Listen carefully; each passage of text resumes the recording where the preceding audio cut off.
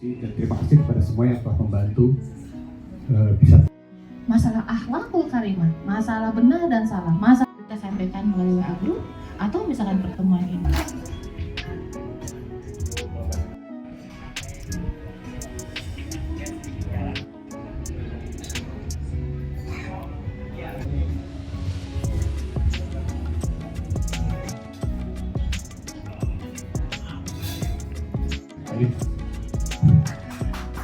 Apa buat sampai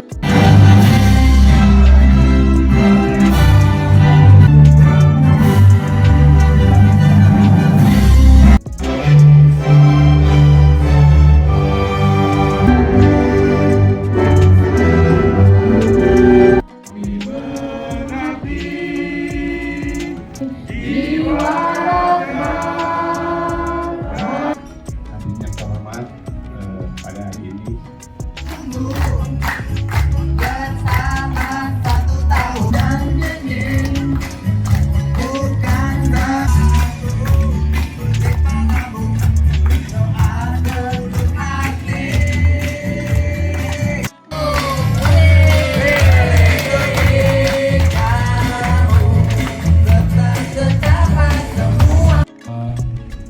Bersukacita atas kebajikan yang telah Dewa dapat memberitahukan.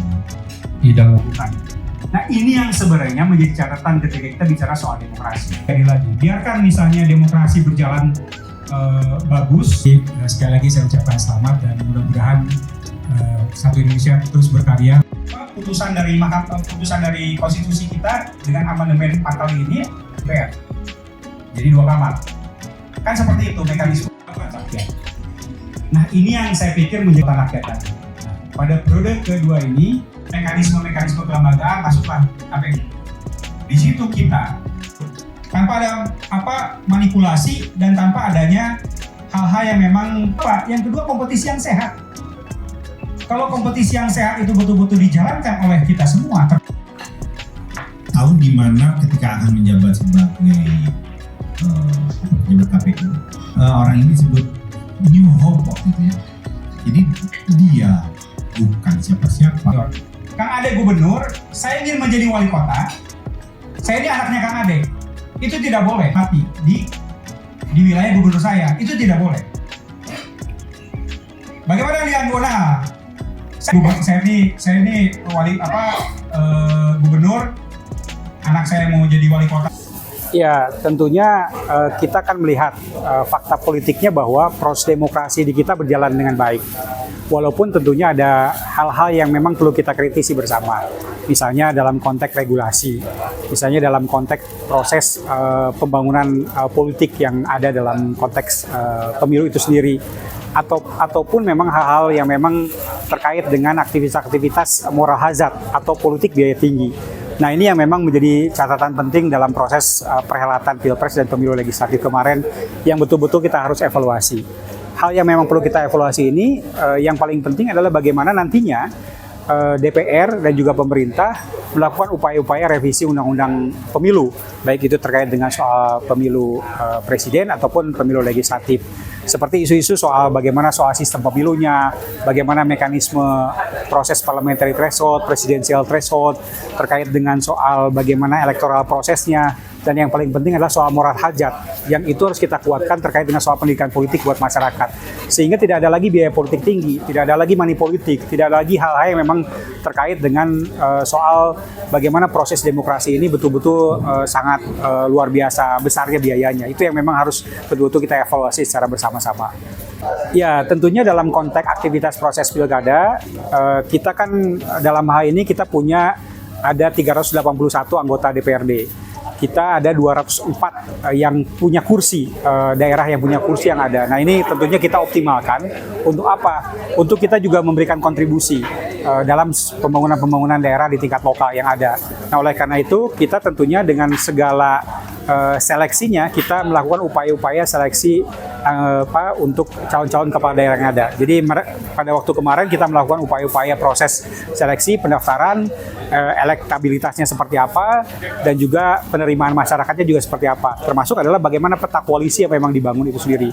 Nah, ini yang kita sudah lakukan. Sekarang sudah berproses, sudah melakukan proses pendaftaran kepada KPU. Tinggal sekarang adalah bagaimana setelah proses pendaftaran ini adalah bagaimana proses pengawalan ke depan dalam konteks aktivitas-aktivitas pemenangan untuk pilkada yang ada. Nah, kita berkolaborasi baik itu dengan teman koalisi yang ada, karena ini adalah koalisi yang dibangun berbeda-beda antar daerah, tentunya kita bangun itu untuk proses pemenangan sehingga nantinya pada tanggal 28 November ke depan pada hari H pilkada kita bisa menghasilkan kepala-kepala daerah yang memang itu menjadi bagian dari hasil dari kerja-kerja Partai Perindo seperti itu. Dan tentunya yang paling penting adalah mereka betul-betul sejalan dengan visi misi Partai Perindo. Bagaimana ikut menguatkan Indonesia sejahtera, itu yang memang menjadi poin yang sangat strategis yang penting. Ya berbeda ya antara pemilu legislatif, pemilu eksekutif atau pemilu nasional dengan pemilu lokal atau pemilu kepala daerah. Jadi ini juga harus dibedakan. Kalau memang sistem pemilunya kita sama-sama, eksekutif legislatif misalnya, jadi antara pemilu presiden, pemilu kepala daerah itu karena sama-sama eksekutif dibarengkan, mungkin itu menjadi bagian dari koalisi strategis. Tapi karena ini dibedakan antara pemilu legislatif, pilpres, dan juga pemilu kepala daerah, maka saya pikir ini sesuai dengan kearifan lokal, jadi akan muncul koalisi-koalisi taktis seperti itu.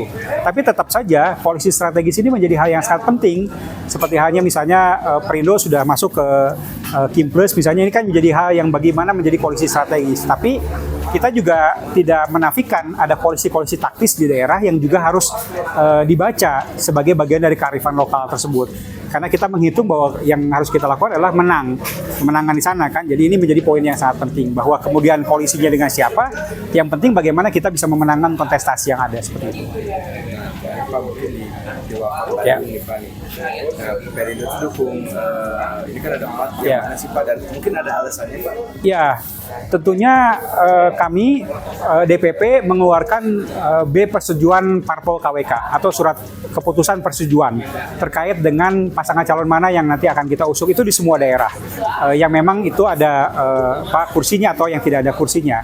Khusus terkait dengan Kota Bandung, tentunya Partai Perindo setelah kita menilai, kita melihat, kita mencoba mencermati elektabilitas, peta koalisi yang ada, dan juga hasil dari komunikasi dengan teman-teman di daerah. Saya pikir kita di Kota Bandung kita mendukung pasangan koalisi PKS dan Gerindra.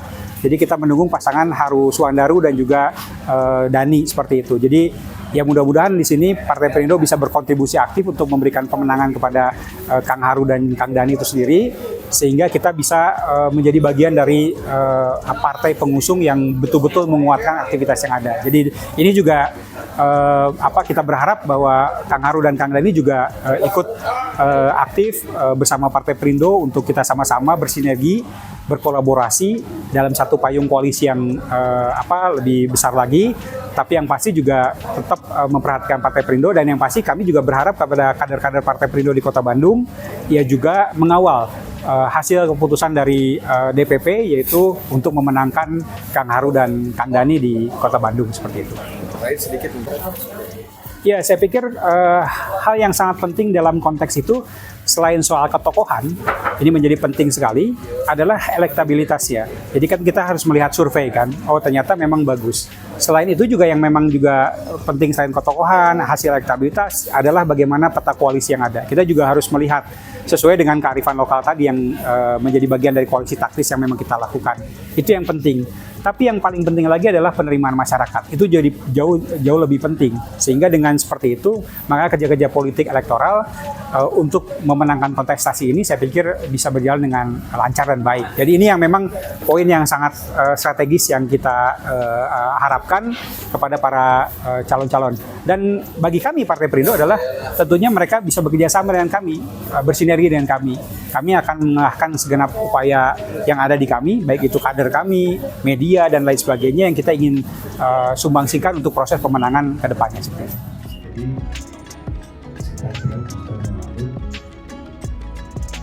itu sekali.